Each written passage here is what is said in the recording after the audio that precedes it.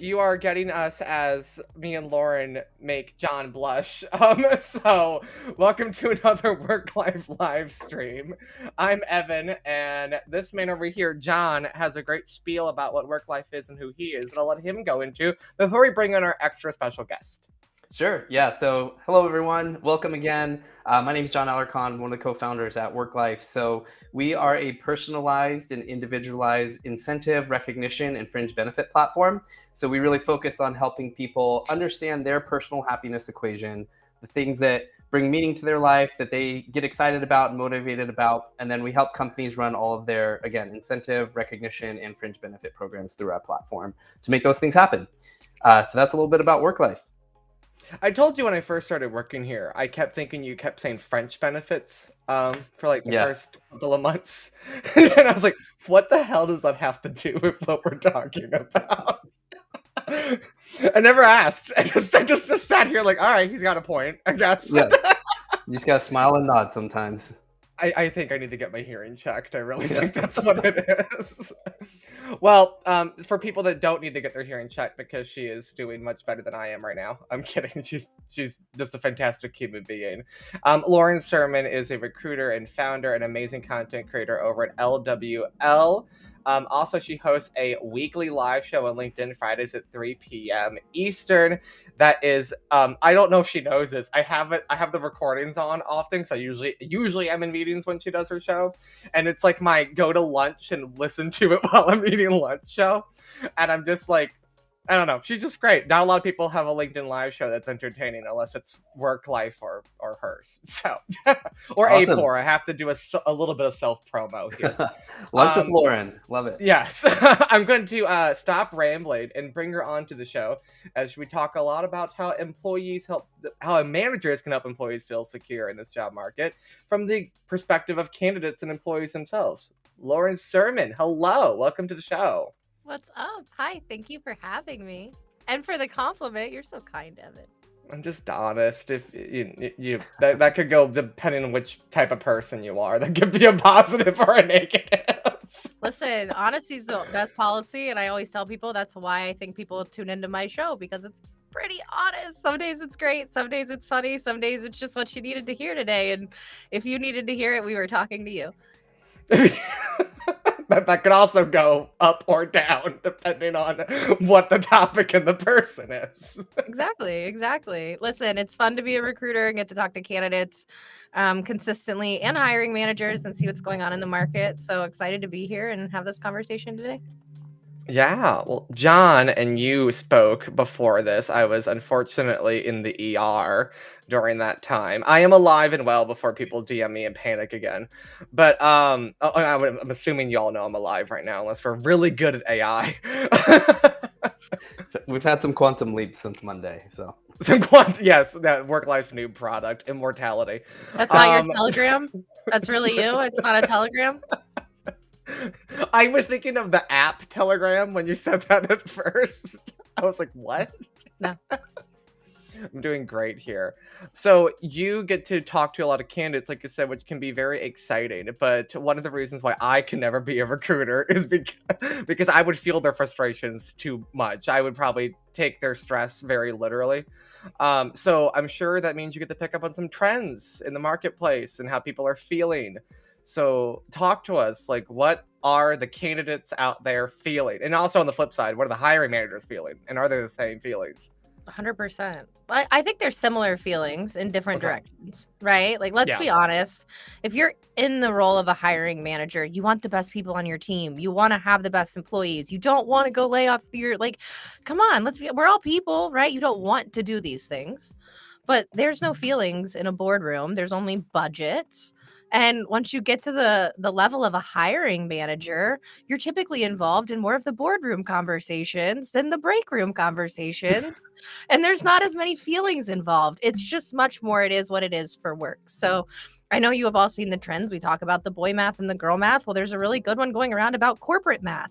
And it's true, though. It's good. I'm going to try to duet it soon. But Corporate math is like doing the work of 12 people with 9, right? You know what that feels like. Hiring managers feel it too. So just as frustrated as employees are when I get a candidate reaching out to me and I'm looking for my next thing, I talk to a lot of hiring managers who are just as frustrated. I don't have the budget to do what I was doing 2 years ago. I can't hire the team that I could have hired. They're both very frustrated. And newsflash, most of the hiring managers I talk to are looking for a new job too. It's really interesting. What I'd love to hear, Lauren, too, is maybe backing up and giving some context on like how you work with, candidates and how you work with hiring managers. I think that might be part of the world that people don't always see. And so if you could talk through like just kind of how you go about this, and then we can talk about like the outcomes and what you see, that would be awesome. 100%. So as an agency recruiter, I'm in sales. I always say recruiting is sales. I reach out to clients, companies, typically SaaS companies who are hiring, explain to them why it would be beneficial to work with me specifically. And then we go find their talent. Typically within like 3 or 4 days, we're interviewing some people. We're moving through the process because it's all about speed of play right now. It's who you know, it's your network, and it's speed of play. So those 3 things, you have to have like your secret sauce and make things happen. And I work with specific clients to find specific people. So if you're in my inbox, you're like, hey, Lauren, I need a new job. I'm probably not just going to search for you specifically. I'm looking for somebody very specific with 7 years of this and 6 years of this, who lives in Idaho, who can come on site 3 days a week. Like, it's very niche and specific. And that's why they hire an agency recruiter to do those things. But I will say, go ahead. Sorry. Oh, sorry. No, keep going. No, I was just going to say that in doing that, I realized there was a huge market for job seekers who needed help too. So this year I started doing job search strategy sessions and really working with candidates and teaching them on an individual basis. How do you stand out? How do you get in front of a hiring manager? How do you optimize your resume for your job search? How do you not mass apply and get a million rejections and feel like garbage every day, right? Like, we all know how it feels when you're getting rejection after rejection, and that takes a toll on your mental health too. It's Mental Health Awareness Month. Like, that matters. So really teaching people kind of how to show up and getting to talk to candidates and learn more about them on a personal level. It's been really exciting too this year. So it's been a little bit of a shift for me. Yeah, that's awesome. And one of the things I heard is that it sounds like you started out kind of really focusing and working on people that didn't necessarily need a new job, it sounds like, but they could kind of take their time and be proactive about looking for jobs, and so these are folks that, kind of related to the theme of today, like they have security, but when they start to get a sense that they don't, or it's not a great opportunity for them anymore, they kind of have a little bit of luxury to go look elsewhere. Is that kind of what I'm hearing? Or is that kind of like the 100%. Okay. 100%. That's your passive job seeker, right? The one who they're showing up to work, they're doing the job. They're not to the point where I'm so unhappy, I'm going to quit tomorrow and I hate my life, right? But they're realizing that maybe some of the things aren't all as cracked up as they are or they meant to be. Or I know some of the other things we'll talk about, but sometimes that rumor mill starts going, right? And people don't feel as secure. And then the doubt starts going in your head. So that's when I always joke, like, those are the people who are in the bathroom on LinkedIn looking at jobs. Like, am I really going to look for a job, or am I really going to go back to my desk? Because they have that it's those moments of doubt, right? Yeah, absolutely. That's I think it's so interesting, and there's so many facets to this, right? I'm wondering if you can talk through maybe some of the things that lead up to that point. We can probably do a few shows on ways to go wrong in the employee experience space, but what are some common themes that you hear, and what's going on out there? Yeah, I mean, a lot of it is transparent communication, like I just said. We're bad at it. Like, we have to just admit it. We are bad at being good communicators. Yeah. Even if you pride yourself at being a good communicator, you could be a better communicator. It is something that you need to work on every day. And we live in a world where a lot of companies now are global companies and they're all over. And maybe I'm communicating with somebody directly via a text and I can't understand their tone, or they think that I portrayed something a different way than I meant, or things like that. Like, you have to be able to have a lot of open communication. I'm really big on, I want to know what we're going to talk about before the meeting. I want to have an agenda in the meeting, and then I want to recap after the meeting, because I also have ADD and I'm like going like this the whole time during the meeting. I need an agenda. But I think a lot of times employees are in a position where they can't keep track.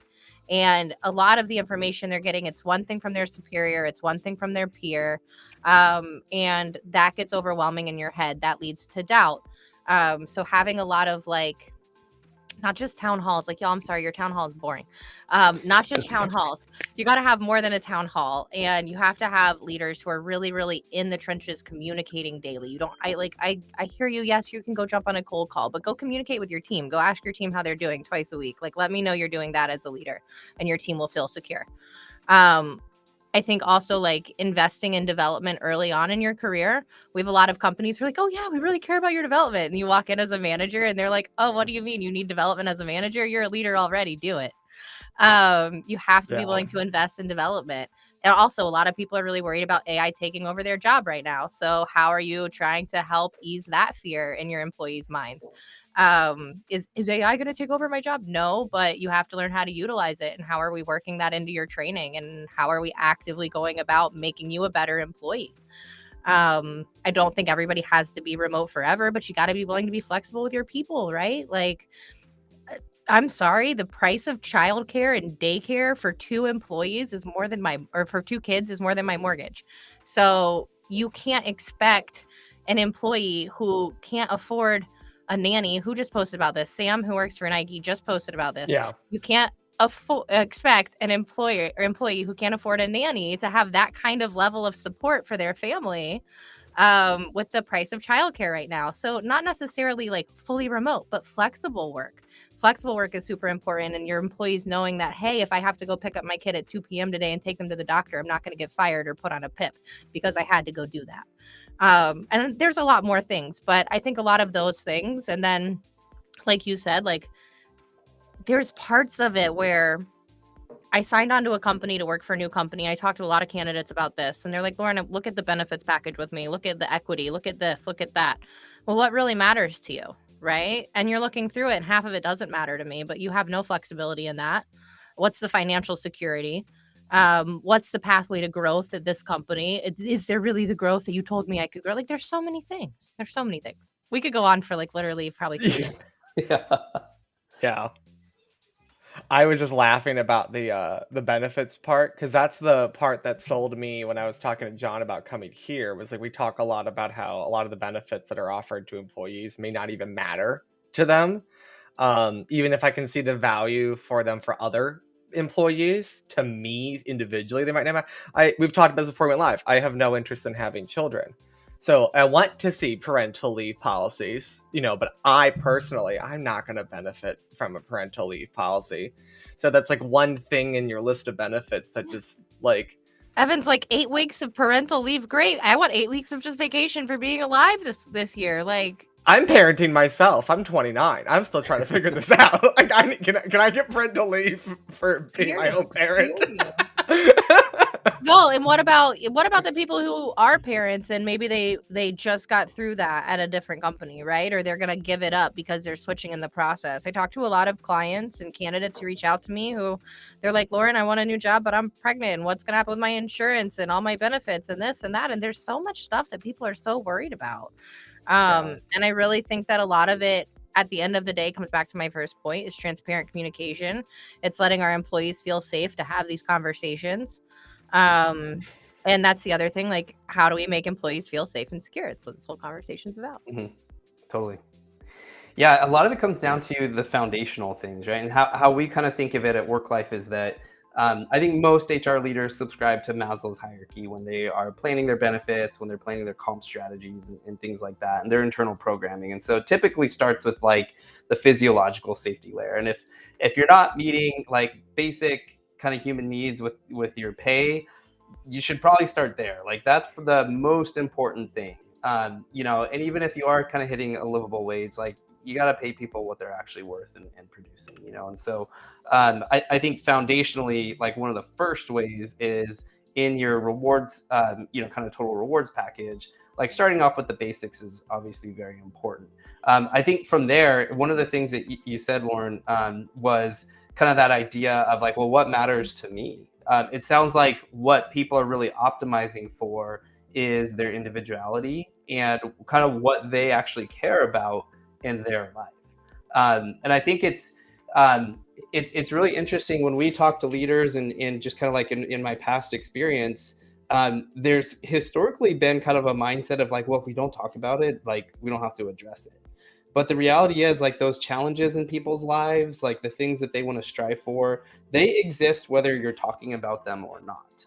And back to your point about transparent communication, it only helps you as a leader. Yeah, it's super uncomfortable sometimes, but it only helps you as a leader to actually talk about the messy things, to talk about like the things that might not actually be in your company's best interest short term, but are actually in your best interest long term. So in the example of like, someone that wants to have kids and wants to plan for that, like you don't want to be surprised that like, oh my gosh, this person's leaving in 2 months. They've been like hiding a pregnancy and they've actually are taking 3 months off and going working somewhere else. And now we have to backfill and like, we don't have the support structures to like do that role. And like, oh my gosh, we've been doing corporate math and having this person like do the job of like 1.3 people instead of one. And now we have to hire 2 people to replace them. Like that's the kind of like corner that companies typically paint themselves into when they kind of take that approach of not actually having transparent conversations, of not actually proactively understanding like, what do you need as an individual, what do you need as a person. And so I think it's all kind of like interconnected, but at the end of the day, I wholeheartedly agree. It's like, start with the foundations and then like just find out what people actually care about, find out what matters to them, because if not, they're going to be calling Lauren. So They probably already called me. Yeah. I refer people to you quite often, but to your point, like you're very niche. You've expanded since you've started. Yes. I've watched. I think I remember talking to you before LWL started. It's been fun to watch you boom. This It's been past year has fantastic. just been such a roller coaster, and it's been, I'm gonna just call it a blessing. It's just been a blessing. That's good. You deserve it. I know how much this project meant to you, this company that you've created and this brand. Thank you. The reason I bring that up is because your branding, it's very authentic and intentional. And you're not trying to be everyone's best friend, but you're being we've talked about this before. The best brands are both magnetic and repelling, right? You're getting rid of those you don't want, and getting the ones that you do want. It's very inclusive. I love the way that you positioned this, and we've talked about it on the show, the importance of employer branding. Have you had clients that it's been a struggle to like let them know, like part of the maybe why you're having trouble getting people or keeping people as the employer branding? And how do you as a recruiter have that conversation? So I haven't necessarily had that conversation with like one of my business clients, right? Most of my business clients, I can be pretty picky. Like, I'm very blessed to So say you're that vetting way. for that up front? Oh yes. Well, I'm very Okay, one, good. like that's my reputation, right? Like, this is my company, this is my brand, this is not your company. This is me coming out saying this is a company that I would represent, and I would say you should leave what you're doing that could be secure to go do this. So that's a huge deal for me.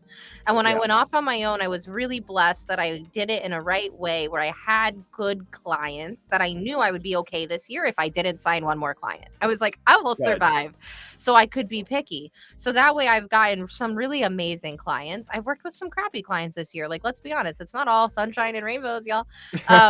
But I would say more than on the business side, I've actually had that conversation with some job seekers who, in terms of either the way they're portraying themselves in their content, like the woe is me, because they couldn't find a job, or they were very angry in what they were portraying, or the opposite, they were doing it in interviews. I had to tell a job seeker, like, you come off as very condescending. It's very hard to tell somebody who's condescending that they are condescending and have that be something that you work through. So like you guys said, even as like leaders, having these transparent communication and conversations, they can be uncomfortable, right? But that's something that I think you have to lean into if you want to make people better. And that's something that I work really hard to do with my clients, is I will lean into the things that other people were not going to tell you.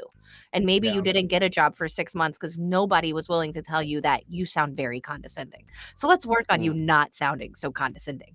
And you know what I mean? Like, and it's okay to have these conversations, but most people aren't willing to do it. I love it's a communication solves the benefits conversation and the getting a job or getting someone hired conversation. So Well, and the other communication is Yeah, people hire people they like, and we also hire people that we feel like we could communicate with easily. If I jump on a call with you and I'm thinking that you might potentially be my boss, and it's the first call I've ever had with you, and I'm like stressed out the whole time. Oh my gosh, like I can't read you. I don't know. Like, why would I want to spend any time figuring that out? No, next. I want to work for somebody like Evan, who we jump on the call and like we can't stop laughing. And it's like, y'all, we gotta go live. John's like, y'all, can you stop? We gotta go live right now. Hello. you don't want to work with Much me. You like don't want but you know what I mean. You find those people that you mesh with. So when I'm jumping on an interview and I'm not clicking with somebody immediately, I don't want to invest that time either. I don't know. I think it's a two-way street. I would rather work for you. I don't want. Nobody should ever want to work for me, Evan. No, I'm just kidding. Listen, I can work alongside you. There we go. I love that. I still have a really good relationship with a lot of the team that I managed the last time I managed a team. And I miss leading a team. I do. Like, let's be very straightforward. Like, there's some really great benefits in being a leader, and the ways you can change people's lives, which is something that Worklife's doing too. I love that last part you said, especially about like you changing lives. Like when you are a manager and a leader, like you have a significant impact on the quality of life of the people on your team. You have, I would say it's probably up there with that person's significant other or others. You know, it's a big impact. I spend a lot of my hours in my earlier jobs or for more traditional manager employee relationship where like I'm with them as many hours if not more than my best friends or my partners. So if we have a bad relationship, it's tricky and it's harder to break up with a job than it is with a significant other in my lived experience. Yeah, because you got to have the money in the savings account to afford it a lot of the times. I mean, unless you live with your partner, I think maybe that throws a wrench into things, but I don't understand why people don't realize like it's a big responsibility you're taking on by being a manager. You're affecting someone's livelihood. Well, I always say your best seller can't be the manager, right? Like you need to leave your best seller, your number one seller as your number one seller, but your number two seller could be the best leader possible, but you have to know if that person wants to be a leader. Because realistically, you can't force somebody into leadership. You can't. And it's got to be something that's so innate inside of you and just built in because you really are going to affect somebody's life. And if you think about that, if you really step back and think about that and the impact that you'll have, and if you're managing a large team, the number of people you will impact. And if you're managing a large team that has direct reports under them, the other people, and I got to this point where I was thinking about the number of people that I was directly impacting by maybe only managing 6 people directly, but the teams under them and the teams under them and the influence, and it's heavy. And if you can't sit back and really understand the influence and the consequence and how much you have to show up and be able to have these conversations and to invest in your people and to show up and say, I can be flexible for you so that you can be the best employee for me. You have to be creative. You have to be willing to think outside of the box. You have to be willing to do all of the things. And it's stressful and it's hard and it's not going to be rewarding every freaking day. But you have to find those people and they have to be so freaking passionate about it. But if you're lucky enough to work for one of those types of leaders in your career, you'll never call me ever. And you'll never look to go anywhere else. No, thank you. Sounds like too much responsibility for me. I think I know Evan's perspective on this, on whether he wants to pursue that. Yeah, it's not never. It's just in my current life stage, I just don't think I'm ready for that level of responsibility. And I think I learned that by watching people get the job because they were taught that that's a goal that like is a I don't know, like it's something you should want to have versus voluntarily or intrinsically wanting it. I didn't go to college while watching everybody go to college that didn't want to, but they felt like they should want to because everybody else did. And after a few years, entered my mid-20s and watched all my friends regret going to college. Not all of them, but a big chunk of them. Obviously that's sent me to like, well, what else am I wanting because I should versus I actually do want? And one of them was management. And I took a few interviews and I was like, this doesn't sound like something I would like to do. Could I do it? Yeah. Would I like doing it? No. And therefore, I'm going to have a negative impact on some people's lives. And before I even talk about the money, I can't sleep at night doing that. So I was like, not for me. I'll find a different option for me. And I did. But yeah, I think more people should do that. I think more people should be honest with themselves. I think people think I'm joking and I'm making it about me. I'm like, no, I think it should be normalized to say you don't want that job. Evan, if they think we're talking to them, this was meant for them. Yeah, it's true. Lauren, you often remind me, like, if the shoe fits, sometimes the shoe was made for your foot. So, sometimes it was in your size for a reason. So, yeah. That wasn't a coincidence. Yeah, that was. I love you, Lauren. I'd love to hear a little bit more about companies that you've seen that do it well. What are and some context for this is, like, you mentioned, like, hey, you had some good clients, you had some bad clients. Like, a big part of your reputation is probably helping place people into companies that are good fits, but also like just good environments for people. And I'm curious, like, just what you've seen and how you kind of work with your clients. Like, what does good look like that you're looking for? What does like bad look like that you should avoid? I'm curious what you see from that perspective. Well, I take on what does good look like from the moment they start interacting with me, right? Because as your agency recruiter, I am kind of an outside client too. So how do you interact with me? How do you communicate with me? A lot of how you interact with me will be how you interact and communicate with the clients that I present to you, like the candidates that I present. So I ask for a lot. I am not an easy recruiter to work with. Like, I do a screening intake. I interview you. I interview your hiring manager.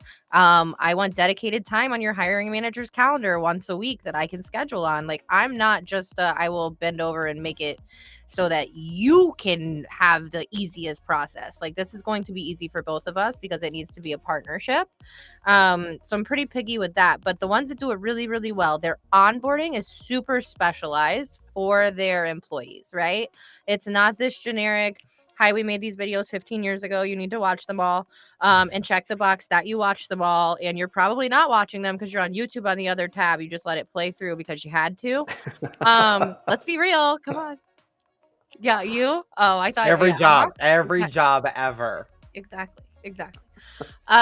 So the ones that do it really well have really specialized onboarding.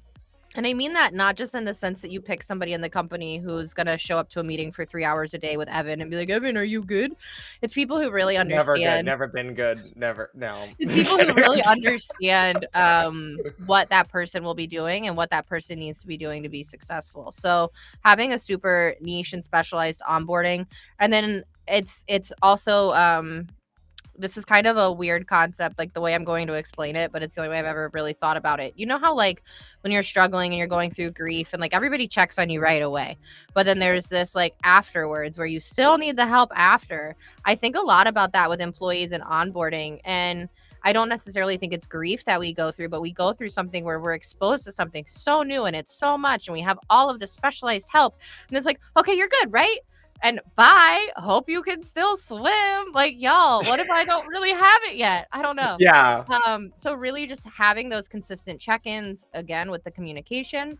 I think the companies that do it really, really well have this plan set up from day one. So you know this will be my onboarding. You know this is going to be when I have a check-in. You know this is who I'm going to go to every step of the way. This is my dedicated channel for this. And they're all also like implementing leaders and mentors and coaches. They're actually investing into their people, which I think is super important. That's not something that we saw a lot 5 or 10 years ago. We weren't seeing that. If you wanted a mentor, you're going to have to go find your own mentor. And I'm going to, hey, John, I really like working here. Would you please mentor me so that I could get a promotion in 2 years? You know what I mean? Like, you'd have to go do it yourself. But now there's a lot of companies who are implementing this and making sure that employees know that you are valued, and we're going to make sure that this is, and it's also for your senior leadership team. They need to mentor people too. Let's be honest, it goes both ways. Also, it's a skill. Like, don't you want to be known to be a good mentor also? Oh, the companies that are doing it well are doing a lot of those things. they're flexible with their employees on an individual basis, right? So in terms of, okay, I have a hybrid work schedule. Okay, cool. Well, maybe Evan can work hybrid Monday, Wednesday, and Friday, but maybe John really cannot come into the office on Fridays because he's got something going on with something specific in his life, and he can work on Thursday, right? Like, companies being able to be like, it really isn't that much of a big deal. John, you can stay home on Fridays. And hey, Evan, John's staying home. Do you want to stay home too on Fridays? Because it's really not that big of a deal. I'll stay home every day. It's the companies that are just I'm starting not to get out of the house so more. But... rigid. And I will say I work with a lot of smaller startups, right? So I don't work with a ton of huge companies that have super rigid, like, we have to follow this because it's the way it's always been done, which is the dumbest thing ever. Yes. But I work with a lot of companies that are smaller and they can be a little bit more flexible. And I just think that, like, it's not really HR anymore. It's like employee relations, because your churn of your employees is killing your business more than anything else, in my opinion. You said the quiet thing out loud. I agree. I would agree. When I think of companies and the problems that they have faced, at least in the last 5 to 10 years of my life, it's hard to name a story that doesn't involve churn, especially for like negative reasons, people wanting to leave because of a sour taste in their mouth for some reason.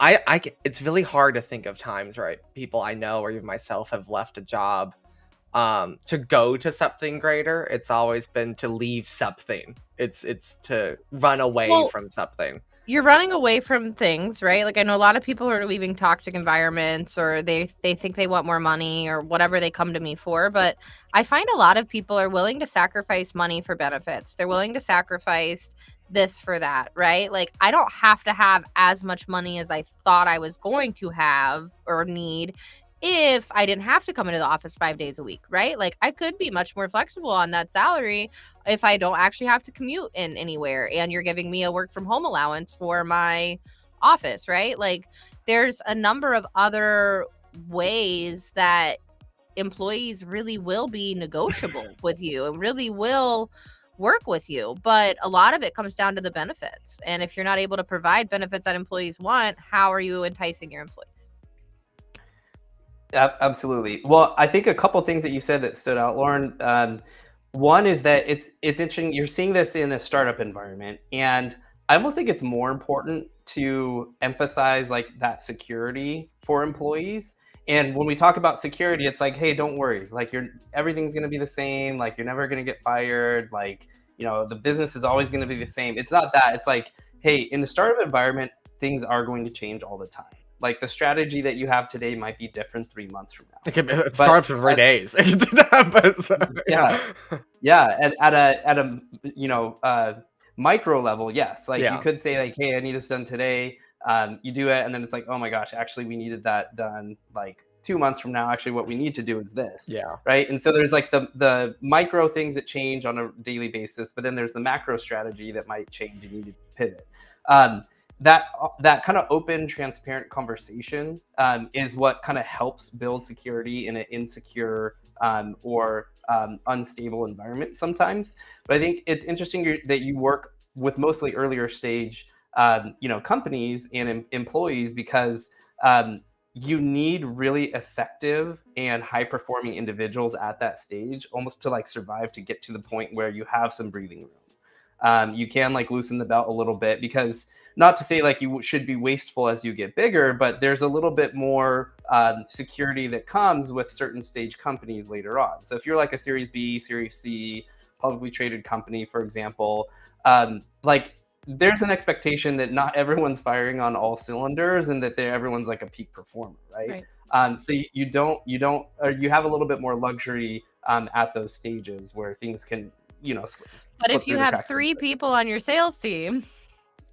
Oh yeah, you got to make sure that you're checking in like daily, right. And so I think it's like really, it's awesome that you kind of highlighted that stage too, because I feel strongly that like, hey, startup stage is like messy, it's like chaotic, but you can actually navigate it with a certain sense of security.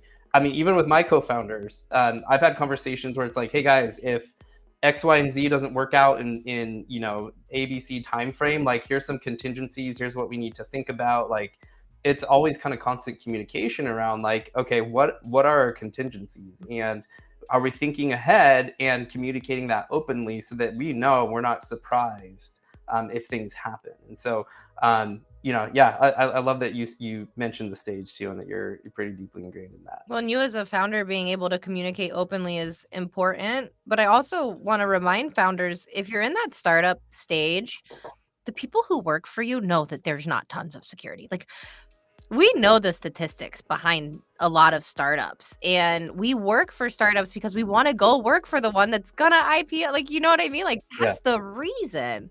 So if you have the people with that mentality anyway, the security is not, oh, hey, it's gonna be fine forever and you're gonna be good. The security is more of, hey, we know each other. This is your life. This is my life. We're going to work together to grow your life positively while we work on this project. And what can we do to make sure that you're on path to be a better person? And hopefully that's with our company, right? But we're all transparent if we're having these conversations. Like you said, these are the contingencies if this doesn't work out. You know what our milestones are. You know what we need to hit. At a small startup, you have to be that transparent with people. Yeah, totally. The only thing I disagree with is that not every founder is upfront about those things. Well, so typically they'll paint a rosier picture. Listen, I'm not saying every founder is. I'm saying founders should be. Well, I would in also my fairy add, tale land. Me and Lauren love to live in the land of ideal. We romanticize our lives.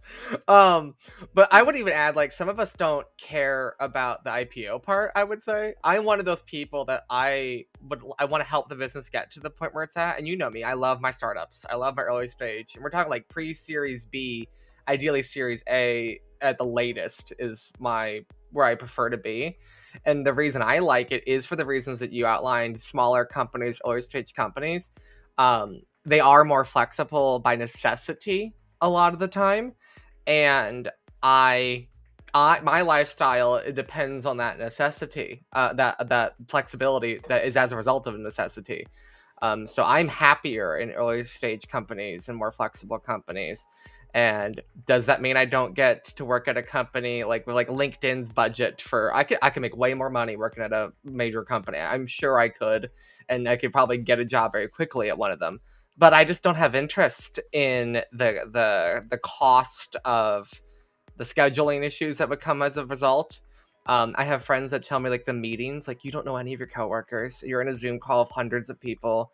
It's a very transactional environment. You can go a whole day speaking 10 minutes to anybody because you have such a factory style setup. Your meetings are very kind of round table, but in the most boring definition of that, going around the table. But the table's got 200 people, Yeah, I have no interest in that. That I would lose my mind in that environment. I would be very unhappy. So I'd have my eyes taped open. Yeah, but for other people, I know there's probably somebody who's gonna watch this and goes like, that is the ideal for them. Like they love that they don't have to interact and be good friends with all their coworkers. Like, no, some people don't need to be good friends with their coworkers. I am one of those people that does need to be good friends with my coworkers. Well, and I think what you're describing, Evan, too, is kind of like our main thesis of Worklyfe, which is that like what people are actually optimizing for is a happy and fulfilling life for themselves. And it comes in many different forms. Like it can be working style, like you're describing, and Lauren, like you described, some people are coming to you for. It most certainly comes in the form of like, what are the benefits? Like, what are the actual like rewards that are available to me because I'm working here and because I'm performing. It comes in like many different shapes and forms, and that's, I think, one of the common threads that if we boil it down to kind of like the simplest thing is like, how can we make sure to help people, one, define if they need help what a happy and fulfilled life is for themselves, and then uniquely support it in a way that, in addition, helps us run an efficient and scalable business. And so, there's so many different kind of approaches to those things. But the way that I think about it and how we're kind of approaching it at Worklyfe is that, like, let's start with the individual, because you can't throw a one size fits all approach to a group of people and expect it to work out for everyone. That's like the opposite of inclusivity, is like just treating everyone like they have the exact same needs, right? And so, it is really interesting that, I think people get really passionate about some of these topics, like, should people be in office, or like, that's the way to go, or like, you're missing these things, or like at home, or whatever. It's like, guys, like, why are you arguing about this? It's like, it's the wrong question. Like, it's actually like, you need to go to the individual and figure it out. And obviously that's a big time suck, which then it comes down to the managers to do that. But in the chaos of their day, the managers don't have time to actually do that across a team of, say, 10, 12, 15 people, or however big their team is. And so it does create kind of these gaps in organizations where I think you kind of hinted at, Lauren, earlier, where it's like, if you have a bad manager, like, I'm already looking. The data supports that. It's one of the leading causes of people leaving an organization, alongside some of the other things that you talked about as well. So I think going back to it is like, what I'm hearing and what you're describing, and probably some of the horror stories that Ashley early in the comments is describing, is it's all around kind of not actually thinking about and supporting, there you go, the individual. And a lot of it, frankly, is because it's like, it's inefficient for companies to do that. 100%. Companies are about the bottom line, right? But if we would realize that being about the people actually increases our bottom line, like the best companies, the big companies that have been around forever, right? Like, think about like your Marriott's and your Southwest Airlines. Like, their motto is like, you take care of your employee, and your employee will take care of your customer, and your customer will come back. But what does it all start with? Your employee. And we're like, why are we so far away from that? Why are we complicating it? It's not complicated. It's not rocket science. You don't need a degree, Evan. It's not that complicated. I love my lack of college degree. Oh my goodness. But well, one of the things that, and this could be a whole nother topic. I know me and Lauren especially, we could riff on this for hours, John too, but like, I am a big believer that while everything we're saying is super important, I think employers need to remember that not every company is for everyone. It's going to be impossible to achieve a company culture that's going to be attractive to everyone. I like small companies because I like to get to know everyone at the company. We've already ruled out large. There's nothing, LinkedIn Incorporated could do to attract me to be there solely because of that sentence alone. They would have to fire 99.5% of their staff, right? Sorry, LinkedIn, don't promote Evan. Yeah, nothing against LinkedIn, the company, right? They're just going to end this live session like abruptly. I wonder why all my views have plummeted 95%. That's real. That's real. When I complain about LinkedIn on LinkedIn for a week, my posts are throttled. It is real, y'all. Because I complain. I don't care. That one post that you complain in will get so many views, and then every post after gets like 1/10 of everything before that. Yeah. So I know the LinkedIn gods are watching this right now going, she screwed up. I'm the she in this situation. Me too. All my posts for the rest of the week. But like, I think they should just like rest easy knowing though that there are going to be moments where your company evolves to a point where you're just not going to be able to meet those individual needs. I've been at companies that have outgrown the culture that was attractive to me. And by necessity, they now need a different culture. And I'm no longer interested in that. And now I'm leaving. And then that's always like a sad breakup, but it's just like like, it's nothing personal, but like I understand you need to do this, but the this in the equation doesn't align with me. So as long as we're optimizing for leaving on at minimum neutral terms, amicable, I think that should be the goal that you have, is like, it's okay that you part ways because your goals have changed, but you're just finishing that chapter. Yeah, but please don't think that like the goal here is to, we got to keep them forever. I'm like, you're just trying to make it so they're not leaving because they hate you, or because they're miserable, or they're not achieving their personal goals as a result of stuff you're doing. You want to leave amicably at best. At worst, I mean. At best. At best. At best. Yeah. I'm so cynical that I call that the best. We were talking about quarter life crisis before we went live, and Laura was like, "And there's Evan being 29 again." And there's I was like, bless your heart. give me four, maybe 5 more years, and I'll be over it. But You'll be fine. In 4 or 5 years, you'll be as old as me. And that's the first time I've ever said on LinkedIn how old I really am. I was like, I thought you were 31 or 32. I can't remember. I'm so bad. Maybe that's how old you were when I met you. Maybe that's what it is. My kid would tell you I'm 29 forever. I used to celebrate the anniversary of my 21st birthday until I was 27. And then I stopped looking like I was 21. And I couldn't do that anymore. I leaned in a little close to the camera and realized I'm behind on the Botox. So if we want to keep claiming 29, we got to get back to it. I have a lot of friends who work in that field here that I don't take advantage of, as people can tell from my forehead. See, that's a benefit I want. Pay for my Botox next comp. Like that. I'm not kidding. You talk about benefits I want. That's not included in my benefits. I want Botox and filler. I'm okay with use that. Use work-life balance for that. Yeah, there you go. Use Worklyfe for that. Put your goal, your life goal. Get Botox every time you book a meeting as an SDR. Every quarter, I need this allotted. Well, I frown every time I get told no. So as a result, I need you to give me Botox money. For real, y'all. For real. This is when I get a candidate, I'm like, what the? It's that line, y'all. I need someone to pray for all my costumes for Pride events. Being gay is expensive. Ashley gets it. The spa stipend. Yeah. There we go. So here's the thing, Evan. I actually would disagree with the comment that you made that like you can't create a culture that appeals to everyone. I actually think theoretically you could. Theoretically, yeah. Theoretically. Not to get spicy. In practice, it's going to be very, very difficult. And I would say the limiting factor is leadership.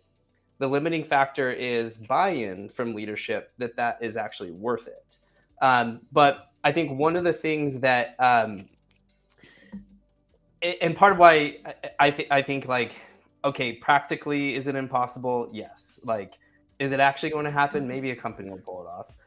But I think theoretically, you can create a culture that is appealing to everyone if the emphasis is on making the individual in your organization a better version of themselves.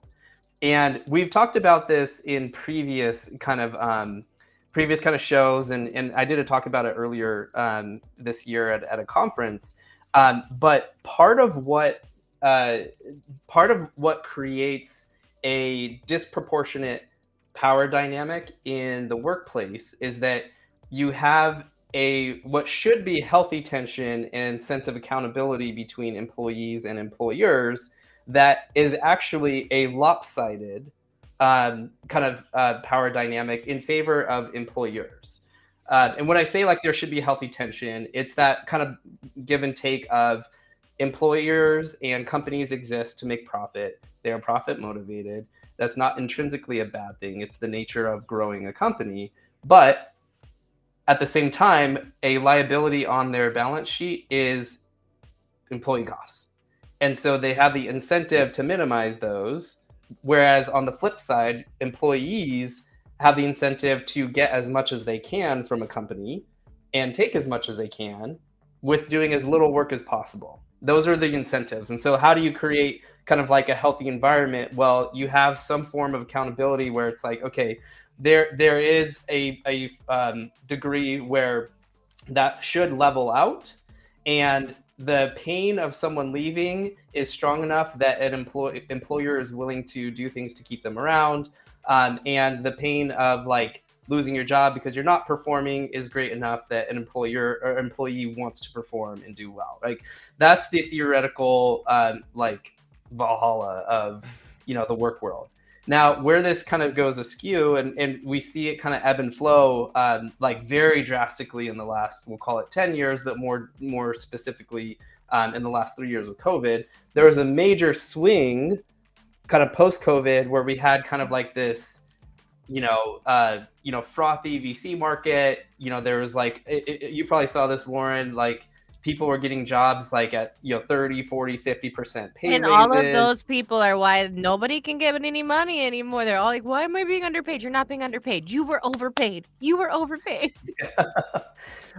underpaid. Sorry, go ahead. Yeah. So what ends up happening though is that I think what that did was it kind of opened a lot of people's eyes to the fact that like, oh my gosh, like has historically very much been kind of like in the employer's like favor. Like everything has kind of been like benefiting the employer. And I think people were just done with it. And so there's this kind of like pendulum swing back to the employees now have a stronger say and more power.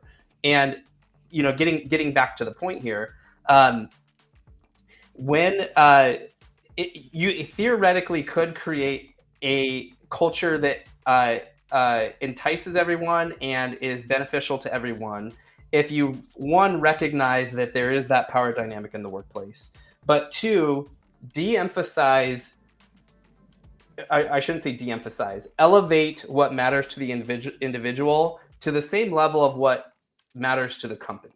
Yeah. And so when you think about why are people willing to work at a company, if you think about like, what is it doing for them in their life? What they're optimizing for is their personal life. And so think about like most companies, most of them don't have like a world-changing, kind of like life-saving mission and vision for their company. Most of them are like just not sexy companies that aren't really changing the world, but they'll try to convince people that they're changing the world.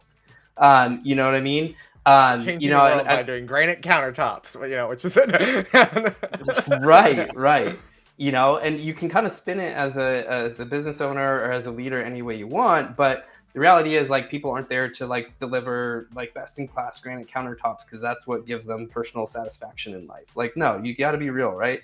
And so if your company kind of mission and vision isn't like the thing that gets people up in the morning, like what is? Like, well, what gets them up in the morning is what matters to them in their life.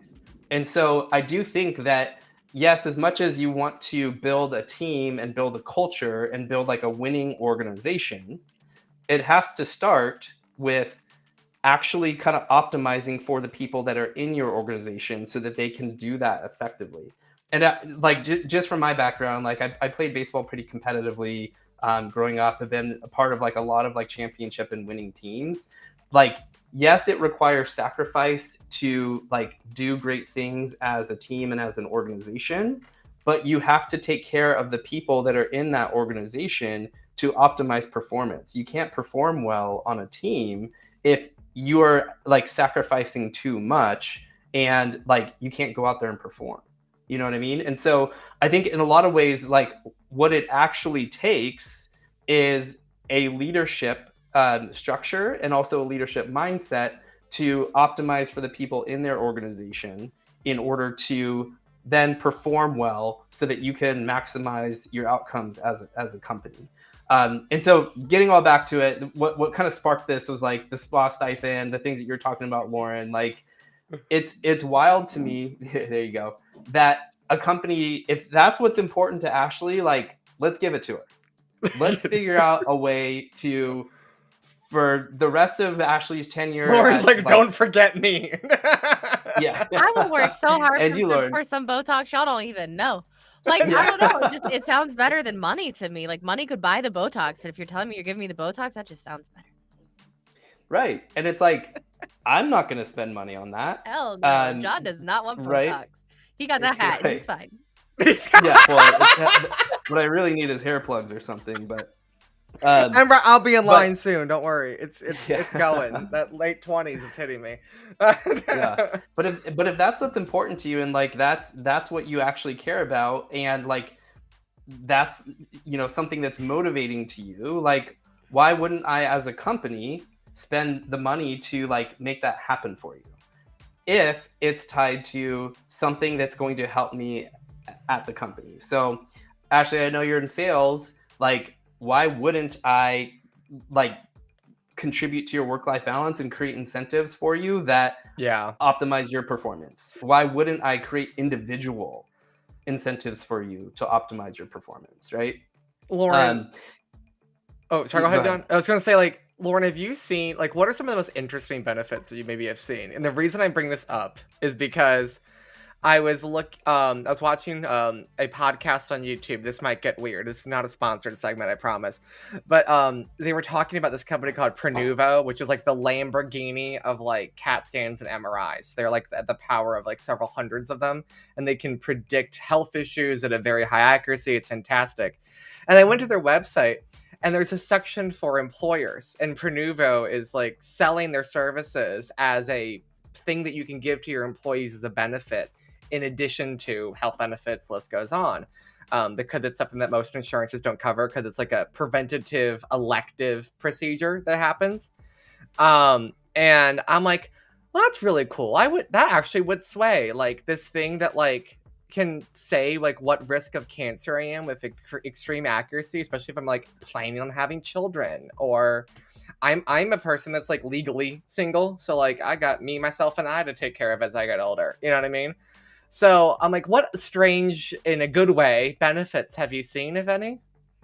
Definitely seen some. I think that it depends on the industry. They're getting pretty like industries are learning that there's more benefits that we have that we can provide to our employees that are attractive to them that don't cost us as much money as also, right? Like, yeah. I have a family member who works in hospitality, and some of the benefits that are now getting kicked into that are much more involved with just utilizing property stays and free this or free that involving the company, and it costs the company nothing but wages of the person cleaning the room. The lights are already on. Like, let's think about all the things realistically, right? Like, yeah, more benefits like that. But the big benefit that I'm seeing with a lot of SaaS companies is paid time off before you start.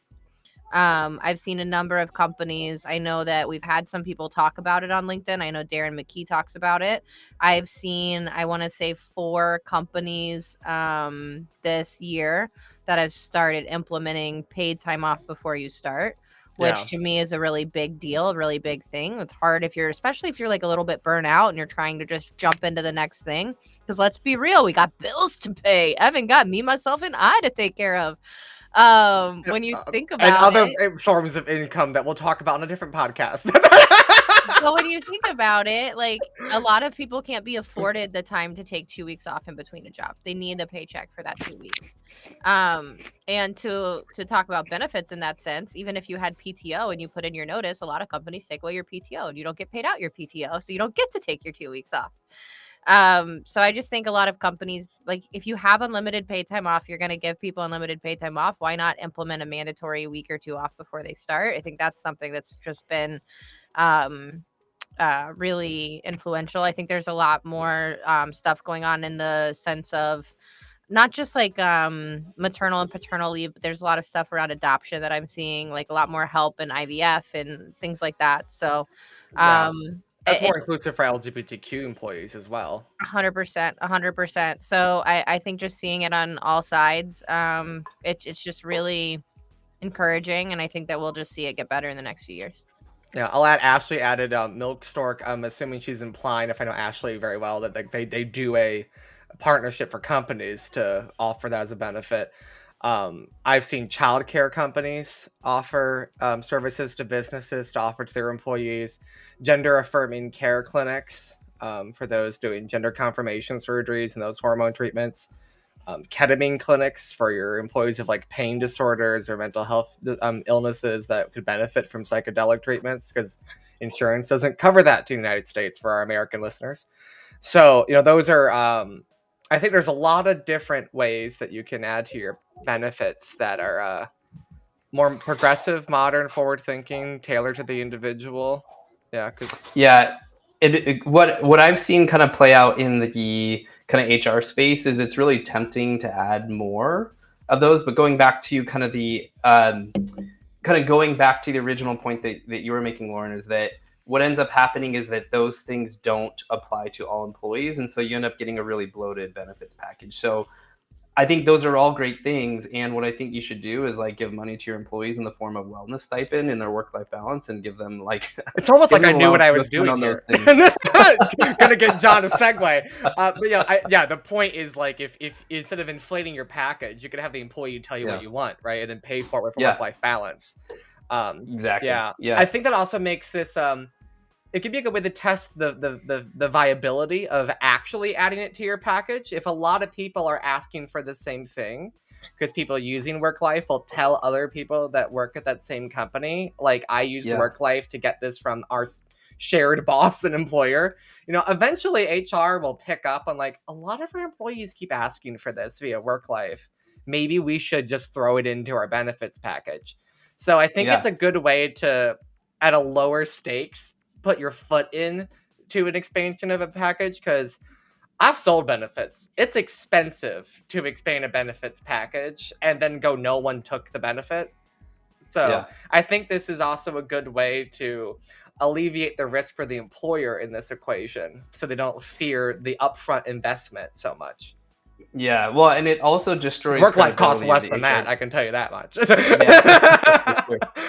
I think one thing to, as a cautionary kind of, mention as well for HR leaders is that it destroys credibility with like your C-suite if the approach is like, let's add more, let's add more, let's add more. Because we saw this in the last like year, especially, but again, going back to that ebb and flow over the last decade, the approach has historically been add more benefits, on paper, be more attractive to more employees. But then you have an unsustainable, and by unsustainable, I mean from a cost perspective, but then also from a FTE perspective for the people that have to administer these programs, an unsustainable benefits package that then your CFO is like, how many people are using this? How many people are enrolled in this program? Cut it. Yep. ///. And so that's what happens. And so then what happens as an HR leader, as a people leader that's trying to effect these changes, like you just have zero credibility next time you go to bat for something that your people actually really need. And so I think what you said is like a good observation, Evan, where, you know, it's a lower stakes way of actually having an individualized approach that, you know, you have a consistent cost. And that's why I was saying earlier, like, these are all good things. Like, I would never say like, no, never do milk stork, right?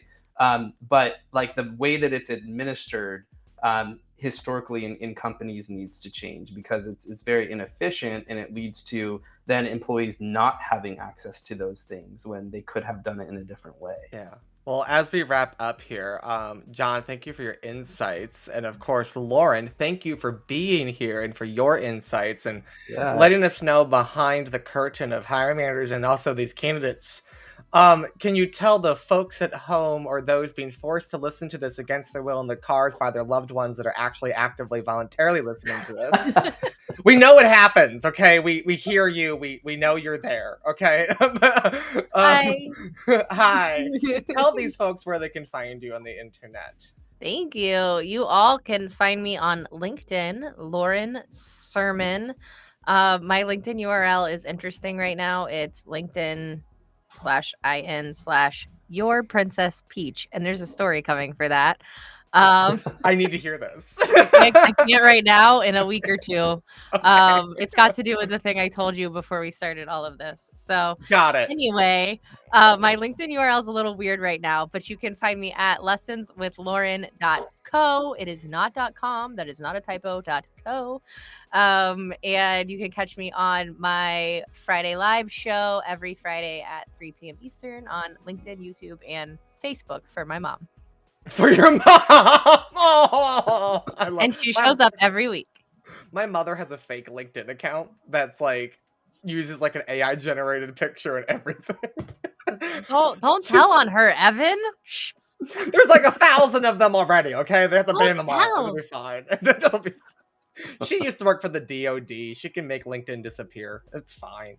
So like, be nice to Evan. His mom will make you disappear. No, was it my dad designed tanks? My sister writes the manuals on how to use tanks, and my mom worked for the DOD. And I'm like, so my parents are like, I brought you into this world, and I can make it so the thought of you never happened. And I'm like, jeez. Well, enough about my childhood trauma. On that note. This was fun. This was fun. Thank you so much for being here, Lauren. Thank you once again, John, for being here and asking the hard questions. And of course, also keeping me and Lauren corralled. I might not get invited back. Sorry, y'all, but this was fun for once. You'll be invited. No, I loved it. I love the conversation, Lauren. Thank you so much for joining us. And yeah, looking forward to continuing the conversation as we go along. All right, and on that note, I'm going to play our outro video where you can all hear John's voice for 4 minutes.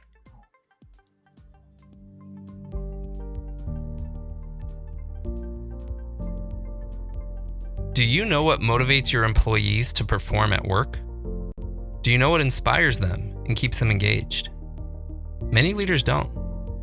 Sales managers have to constantly think up creative new sales incentives, and HR teams strive to help people feel valued, appreciated, and happy. Millions are spent on various initiatives, but it's mostly a guessing game, and it often misses the mark. More than 45% of people feel that their needs are not met at work. 34% of employees are actively disengaged, and 29% are actively looking for a new job. How do you tap into people's intrinsic motivators to drive performance? How do you reward people in a way that meets their individual needs without breaking the bank? Worklyfe has the answer. Worklyfe is an employee motivation and individualized incentives platform. We help companies link business objectives directly to their employees' unique intrinsic motivators to drive business performance. By tapping into what truly motivates and inspires people, companies can create a win-win scenario just by spending differently than they are now. Let's start with employees first. Worklyfe uses positive psychology to help employees identify ways that they can improve happiness and tap into what truly inspires them. Our science-based framework guides employees through a process of uncovering their motivators, setting meaningful goals, and tracking their progress towards them. In order to provide a distinct path toward making their goals a reality, we enable employees to open a work-life balance, a special bank account dedicated to storing sacred money for the passions and pursuits they've identified. Employees can use their work-life balance to accomplish whatever's important to them, such as travel, education, or experiences. With this approach, choice is offloaded to employees and eliminates friction for fulfillment. Leaders no longer have to manage reimbursements and receipts or cobble together multiple vendors to make everyone happy. With this established, we're now ready to motivate. We give companies a number of tools to align their business objectives directly with their employees' dreams and passions. They can contribute to employees' work-life balances through incentives, reward programs, and various fringe benefits and entitlement programs. For example, you can run sales contests through Worklife's incentive programs, which will allow your reps to see each other's progress towards the objective and the personal goals that motivate them. When you're ready, just pay out the incentive in Worklyfe and watch as your reps live out what matters to them. No more ordering or redeeming or coordinating or reimbursing. You can create anniversary and birthday programs to automatically reward and celebrate employees at key milestones. Employees can attach something personally meaningful to upcoming milestones, so they have something to look forward to. You can also make spot rewards and spiffs more meaningful by rewarding people through Worklife and contributing directly towards the dreams, passions, and goals that motivate them and make them happy. Every initiative you create in Worklife helps employees feel more connected to their work and more motivated to achieve their goals. When employees are happy and motivated, they're more productive and engaged at work. This leads to better business results for the company, as well as a more fulfilling and rewarding experience for your employees. If you're looking for the best way to improve employee happiness, productivity, and engagement, all while consolidating costs and maximizing impact, then Worklife is the right solution for you. Book a demo or click to learn more about how we can help you create a more productive and flourishing work environment for your people with Worklife.